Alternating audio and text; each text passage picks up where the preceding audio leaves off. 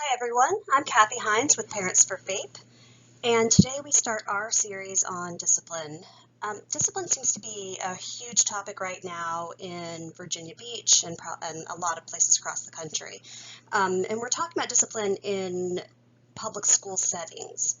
Last year when there was a lot of elections for school board and city council, Michelle and I had been able to talk with a few candidates and had found out that not everyone understands what the terms mean and what different discipline plans are and how they work, and how, what are the pitfalls of them. So because we found that issue several times over last year, we decided to do this series on discipline.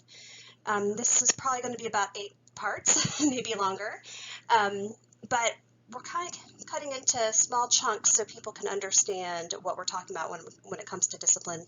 This applies to the special needs community. It also applies to minority communities. It also applies to every single kid who's dealing with any kind of discipline plan in schools. So hopefully by the end of this, you'll have a good understanding of what all these things mean and how they work.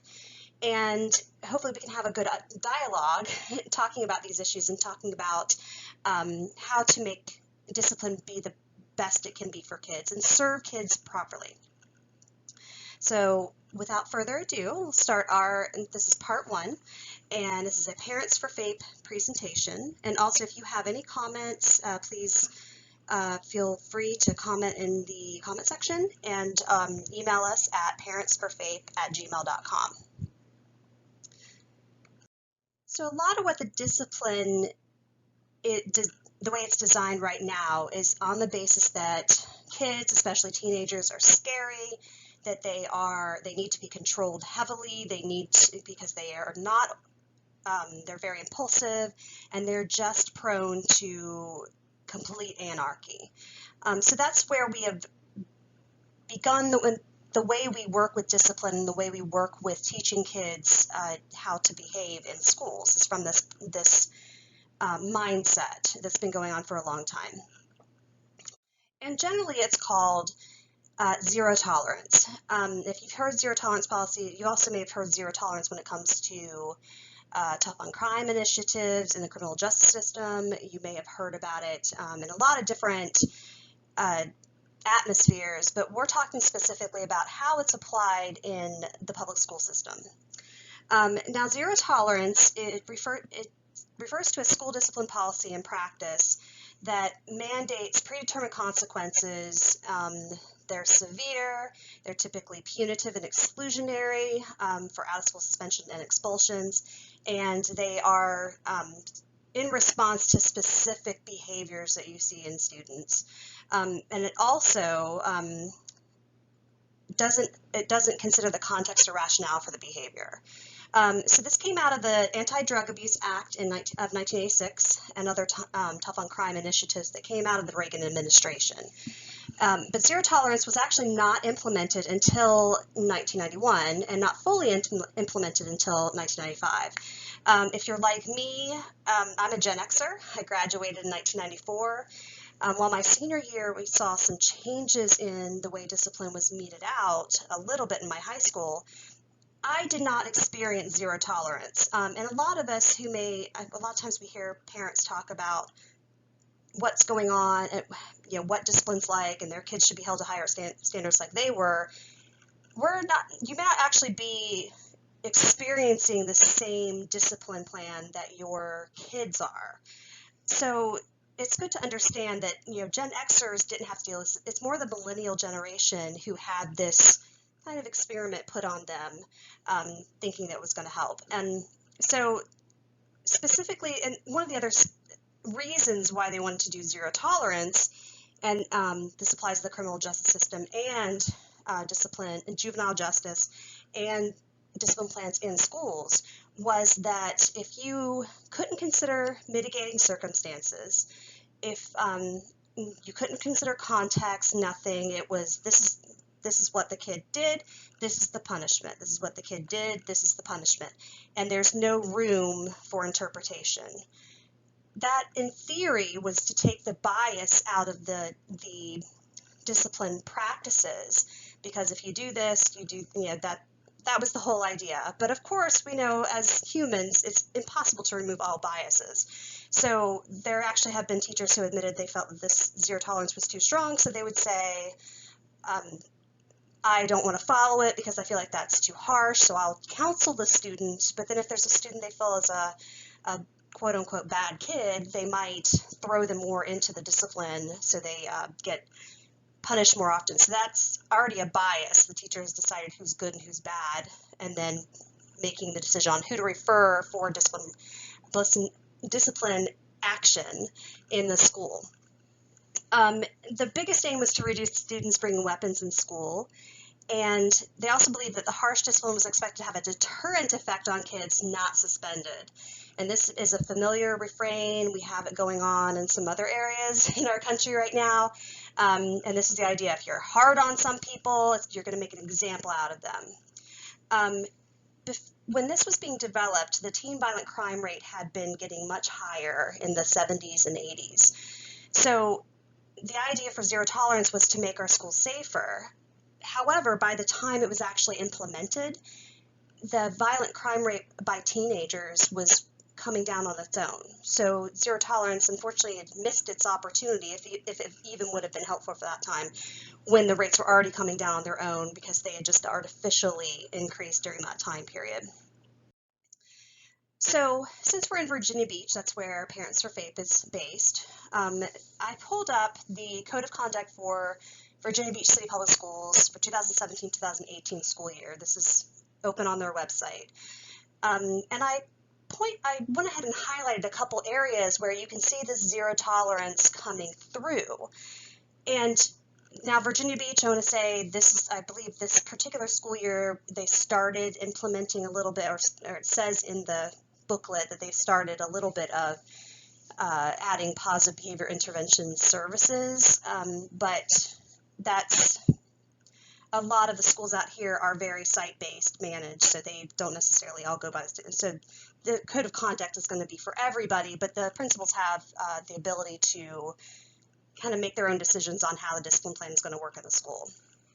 So one of the things and this is doesn't always strike people the same way it does me, but at the beginning it says students can be searched or assessed if there's a reasonable suspicion that a law or school rule has been or is about to be broken.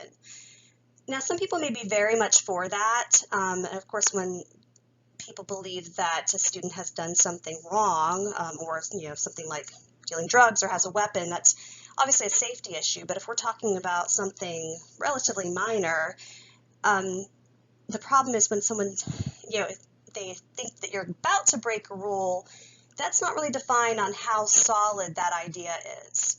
It could just be a teacher who believes that maybe you were hitting spitballs and see if they'll find evidence, or you were about to, and look and see if you have a straw on hand. School staff may question or interview minor students regarding violations without the consent or presence of parents or legal guardians.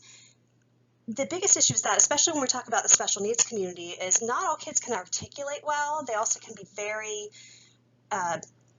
intimidated by the entire process and may admit to things that they didn't do just to get out of the room. They may do a lot of things, and if they were talking with a police officer, the expectation would be, if they're about to be disciplined on something or charged with something, they would have the ability to get a lawyer. They'd have their parents called. There would be some kind of protections, but that's not, doesn't really apply in the schools. And the other part that people should understand with that is also there is a large amount of schools that are sending kids to the juvenile justice system. So if you have a child interviewed by a principal or a teacher and they end up admitting to something that they may not have done, or they say incriminating statements about themselves, it may really not be true. They just might have had problems with that, especially if they were a kid with special needs who has communication problems. And then that gets carried over into the juvenile courts. That becomes a real problem with due process of law. Parental responsibility involvement. Parents have a duty to assist the school in enforcing the standards of student conduct. But a lot of times the student conduct is so vaguely written, it's hard to know what is my responsibility, because it's not like I can walk into the school and go parent my child in your classroom, and that would be in most cases kind of inappropriate depending on the circumstance. And then parents are to be supportive of individual rights, but I will say that when it was my children being put into disciplinary process or investigation, that it seemed like they wanted me to care more about the individual rights of the other students and not my own student, which kind of makes it even harder to get through that system unscathed.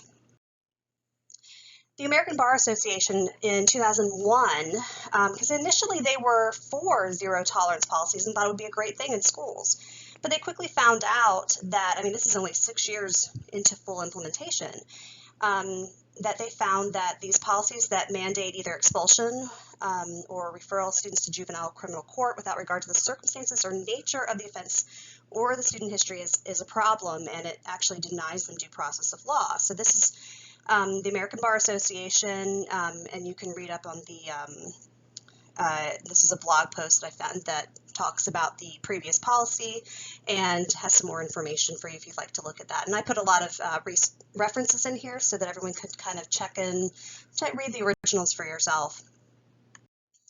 Examples of misuse of zero tolerance. A lot of people don't know that this is where this comes from, but you have a lot of people know the story about the 10-year-old girl who opens up her lunchbox. Her mother gave her an apple and a paring knife to cut the apple with, and she knew, oh, it's wrong, I can't have this knife, goes and turns it into the teacher, gets expelled anyway because zero tolerance, and you brought a weapon to school, even if it was just to cut an apple. Because remember, mitigating circumstances or the context cannot be considered. That's zero tolerance policy. That's one of the hallmarks of it, to try to keep it unbiased, is no mitigating circumstances can be considered. This is another one. An adolescent was expelled for violating school rules by talking to his mother on a cell phone while at school. And his mother had been deployed. He hadn't spoken to her in 30 days, and she was deployed in a war zone. And then he gets expelled from school for talking to his mom. And most of us would be understanding of a student who is whose parent is out there fighting for our freedom, and then we expel their kid at home for talking to him on the phone. And some people are very like, well, but the rules are the rules, but we still have to have some compassion in this world. Weapons can be anything from a sharp pencil to a knife accidentally left in a pocket from camping. So we're talking about some kids have these small whittling knives. They might have been going on a scout camp. They could have been going a lot of different places and have a little pocket knife on them, which of course is it's not meant to hurt anybody, but it's left in their backpack that they used for camping or in the pocket of their jacket, and then they get in trouble over that. Art depictions of weapons can also be taken as seriously as if the weapon were real too, because it's scary. And again, it's hard to know to react early enough, but not too early, or to a ridiculous nature to make discipline kind of worthless in this case. If you start, oh, the student drew a gun, and just because they're interested in guns or they just watched this movie, versus they're drawing a gun because they're fantasizing about doing something. Some other examples of misuse of zero tolerance, and a lot of these have happened locally. Some of these I've heard about from other parents across the country.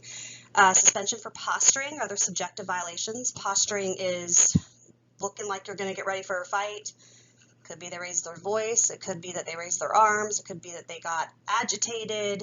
It's such a subjective space. So you can't remove bias from that, because a lot of it matters how big the kid is and their race or previous behavior, the way they talk. So it comes, and we'll talk more about that, so maybe it'll make more sense too. Expelled for forgetting to take medication for documented disability before school and attempting to take it in school. Because if you have your medications on you and you forgot to take them with the drink your mom gave you on your way to the bus stop, and then you go to take it in school, now you have drugs on you, and they may say, oh, I'm not sure if you were just trying to give it to somebody else, but then you might get hit with distribution or something, especially if it's something where you dropped them and some other kid picked it up. Removal by school resource officer, which is the police officer that a lot of the schools have stationed there, for a student with a disability shutting down in class. This happened to one of my kids where I was called by the English teacher when she shut down. She was being perfectly quiet, but she was not responding to the teacher because she was overwhelmed. Her disability got in the way. But she wasn't a danger to herself or others, wasn't disruptive. But the English teacher called me up and said, if it happens again, we're going to call the SRO to physically remove her from the classroom. And that's really, I mean, to hear that from a teacher is just, words can't describe how heart-stopping that is to hear that.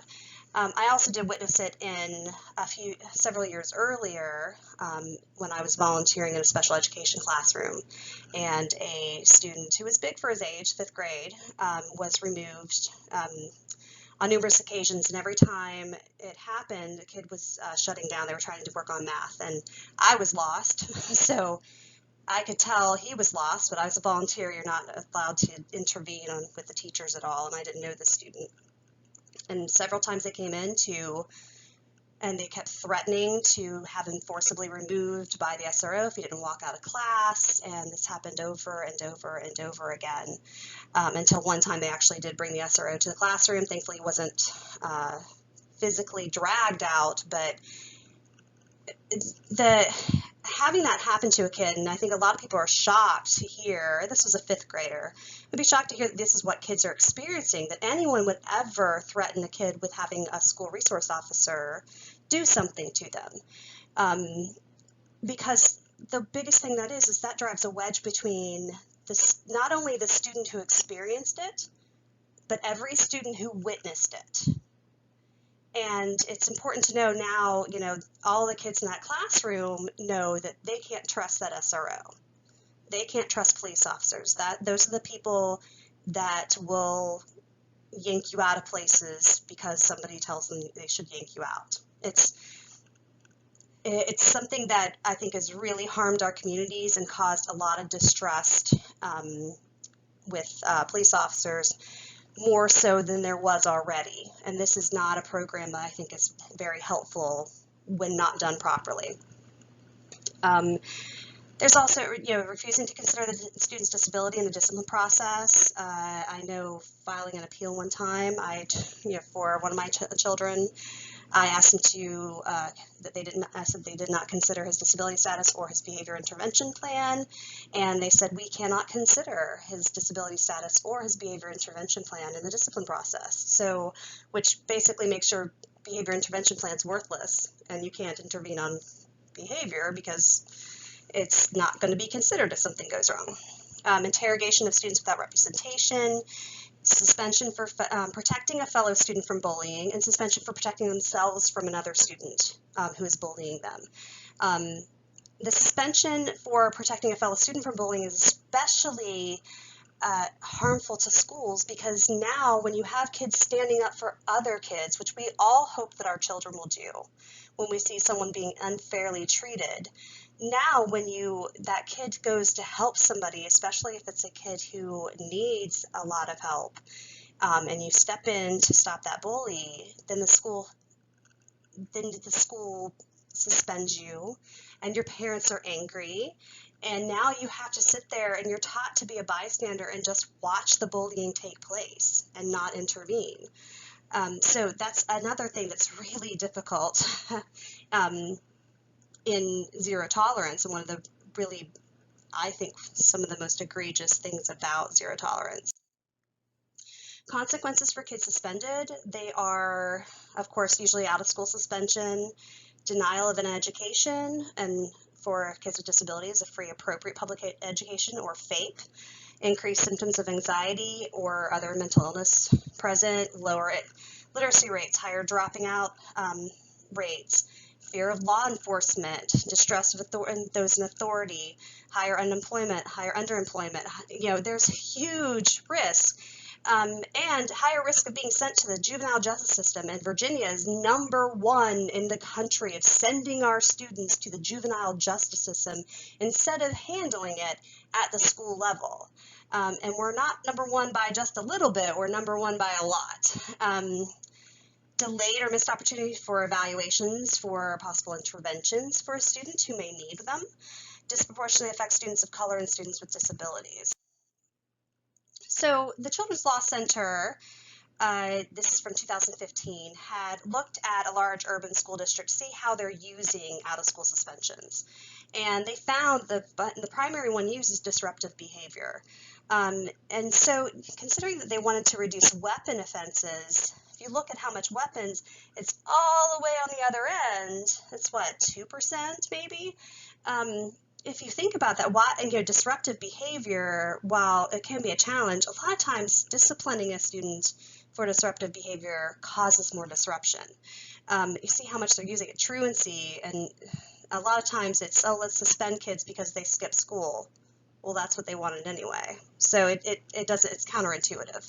So I looked at the Virginia Department of Education stats on discipline, crime, and violence. This is from the annual report 2016-2017 school year to see how we stack up.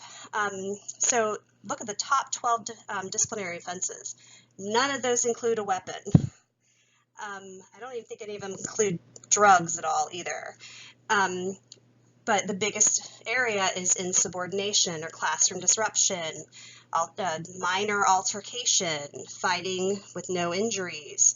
And you can see those the way that minor insubordination, that's a lot of that. Even when you start to get the more violent things, threatening, that's only 1.88% of disciplinary incidences. So, and you see almost 90% on the right are getting out of school suspension. That's a large number when you consider what they're really doing. Why are we denying kids an education? And clearly what we're doing is not working because the rates of suspension are not going down. And we're still talking about issues in our schools, so obviously this has been in place for a long time. So I was also curious about how often it was a weapons offense in Virginia, and this is, and of course, this is from the same resource, and this is statewide for that school year. There were 2,660 incidences out of 166,627 statewide of disciplinary infractions, and it came out to 0.016% of disciplinary infractions. And I have them listed: a knife or razor or box cutter, and that includes kids with bringing a pocket knife that was just left there, a BB gun, a toy that looks like a gun, or something that looks like a bomb. So we're talking water guns. There's a kid who was expelled from school. I think he got back in later, but he made a clock for a science project, brought it to school, and they're like, oh, it looks like a bomb. So now he gets expelled. So, I mean, those things happen. Bomb threat, fireworks, assault with a weapon, gun, stun gun, bomb, any of those things, obviously. But this is only 0.016% of disciplinary infractions, and we are sending kids in the tens of thousands out of school to not allow them, denying them an education. And we're not teaching them, by the way. I know a lot of people think that's how you teach them, but throwing them out of school doesn't usually teach kids much of anything. So criticism of zero tolerance policy, more criticism, policies that mandate predetermined consequences or punishment for specific offenses, it can be used to increase the intensity of disciplinary actions for small things. So if you have a cell phone violation and that repeats because the kid has impulse control problems or doesn't remember, having a cell phone in your pocket's not going to hurt anybody for the most part. Yes, it's a violation of the rule, but it starts where it's detention, then it's ISS, then OSS, and then eventually to expulsion for a tiny little thing. This zero tolerance policies disproportionately affect males, minorities, and disabled students. They can be implemented unevenly because some of the categories are subjective. What one teacher thinks is disrespect, another teacher doesn't. Even with, you think back to your time in school or with your parents growing up, both your parents may have had different definitions of what certain issues were. So disrespect or classroom disruption is very subjective, where we talked about kids shutting down. That could be considered a classroom disruption when really, if the teacher had ignored the behavior, called someone when necessary, and then they worked on making sure this child had interventions to help with this issue and kind of figure out what the child needed, far better and far less of a problem in the school, less disruptive in a classroom. It's especially damaging to special needs students because their disability cannot be considered in the discipline process, and the American Psychological Association report found that zero tolerance policies actually cause more class disruptions, increase bad behavior, and hurts the school climate, has not led to a reduction in disciplinary actions, and suspension levels have remained constant. So reading the comment sections, we always find where they blame the parents. And I like to remind a lot of people, remember, when you're in a school, you're learning completely different social norms than you would need at home. We don't learn in our own homes. We don't typically spend a lot of time teaching our kids to line up and go from room to room. We don't in the morning say, all right, kids, let's line up with our little chain and walk down to the bathroom and use the toilet, brush your teeth, or use the toilet, wash hands, brush teeth, bath if you need to, and then we all, okay, everyone, we're going to wait for everyone to get in line and be quiet so we don't interrupt. It's not the way it works. So a lot of times, the school is expecting different social kind of mores at the school, and they spend a lot of time teaching kids, but I mean, and then they give disciplinary, they give suspensions or detentions based on behavior that is still they're learning.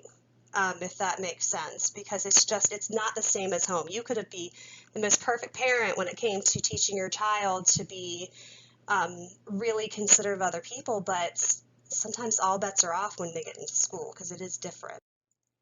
The American Academy of Pediatrics has also come out against, as of November 2003, about suspensions, high use of suspensions, and exclusionary punishment, because they say the kids who are most likely to be suspended or expelled are those most in need of adult supervision and professional help. This is a quote from Dr. Perry, who is a sociologist out of Indiana University in Bloomington. We talk more about the study she did. We'll talk more about that next week. But this was one of the quotes from her blog post about the study that I found very poignant about the issues and one of the issues that we're dealing with. And she said, by and large, students who have been suspended feel angry and unfairly punished, not remorseful about their suspension. This in turn often leads to a weakening of school bonds and disinvestment in education. Feeling unjustly persecuted calls into question the legitimacy of school authority figures and systems of discipline, undermining students' sense of responsibility to follow the rules during a critical period of social development. And that is an important thing to remember. If you punish a kid for classroom interruption and they don't really understand why they're being punished, they just get angry. So when we can counsel kids about what's going on and why they're getting into trouble, instead of just throwing them out of our schools, we develop the bonds in the community that is needed to cement that child's place in the community and safety in the community. And we forget that when we think about discipline and we're just thinking about, oh, this kid's being disruptive and I think it hurts my child's education. And we're not really thinking about the discipline, how the student feels who's being suspended, and how the students feel watching that take place and how they're affected by that. So next time on Parents for FAPE, we're going to look more in depth at the consequences for high suspension rates on the good kids, why zero tolerance has built-in bias against at-risk groups, what's the deal about racial inequities, because I know that's really hard for people to understand, and alternatives to zero tolerance. So we may not get to all that next time, but we're going to try. So thank you for listening, and we hope to see you next week. And in the meantime, we want you all to remember all kids deserve FAPE. Bye.